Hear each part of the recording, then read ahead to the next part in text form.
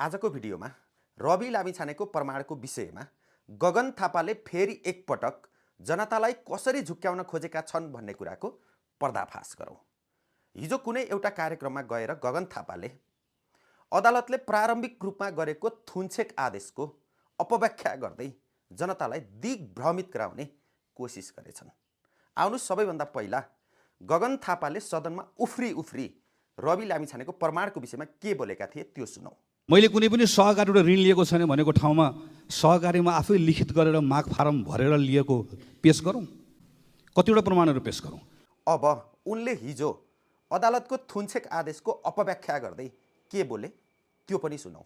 मान्य रवि लामिछानेको नाममा 2 करोड कर्जा प्रवाह भएको र आफ्नै हस्ताक्षरबाट चेक भुक्तानी गरेको देखिएकोले रकमबारे थाहा थिएन भन्ने जिकिर खण्डित भएको। यहाँ रवि लामिछानेको नाममा 2 करोड कर्जा प्रवाह भएको भनिएको छ, तर रवि लामिछाने आफैले लिखित गरेर माग फारम भरेर हस्ताक्षर गरेर कर्जा लिएको भनिएको छैन। त्यसैगरी सहकारीसँग सम्बन्धित संसदीय छानबिन समितिको प्रतिवेदनले पनि रवि लामिछानेले कुनै पनि सहकारीको सदस्यता नलिएको अर्थात् लिएको नदेखिएको भनेर प्रष्ट रूपमा उल्लेख गरेको छ। अब यदि कोही व्यक्ति सहकारीको सदस्य नै छैन भने उसले कसरी लिखित गरेर माग फारम भरेर हस्ताक्षर गरेर सहकारीबाट कर्जा लिन पाउँछ? कुन कानुनले दिन्छ? त्यसैगरी आफैले हस्ताक्षर गरेर चेक भुक्तानी गरेको भन्ने प्रसङ्गमा रवि लामिछानेले आफ्नो व्यक्तिगत चेकमा हस्ताक्षर गरेका छैनन्। उनले काम गर्ने कम्पनीको चेकमा कम्पनीको एमडीको हैसियतमा हस्ताक्षर गरेका छन्। यसमा जवाफदेही रवि लामिछाने एक्लै हुँदैनन्।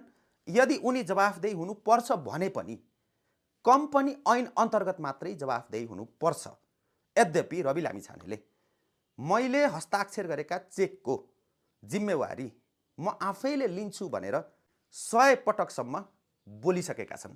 त्यसकारण यहाँ गगन थापालाई जनताको प्रश्न यो हो कि रवि लामिछानेले आफैले सहकारीमा लिखित गरेर माग फारम भरेर कर्जा लिएको प्रमाण छ भनेर उफ्री सदनमा देखाएको त्यो प्रमाण खोइ जनताले आज पनि यो प्रमाण खोजिरहेका छन्।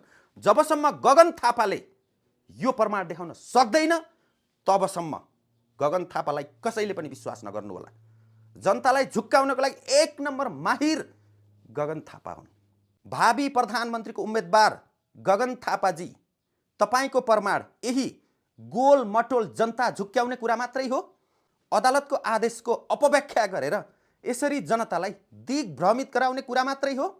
यदि रवि लामिछानेले आफैले लिखित गरेर माग फारम गरेर हस्ताक्षर गरेर सहकारीबाट कर्जा लिएको प्रमाण भेट्टाएको भए आज रवि लामिछानेको यो अवस्था हुने थियो? तिमीहरूले कुन हालतमा पुर्याउने थियौ होला? तिमीहरूले यत्तिकै छोड्ने थियौ?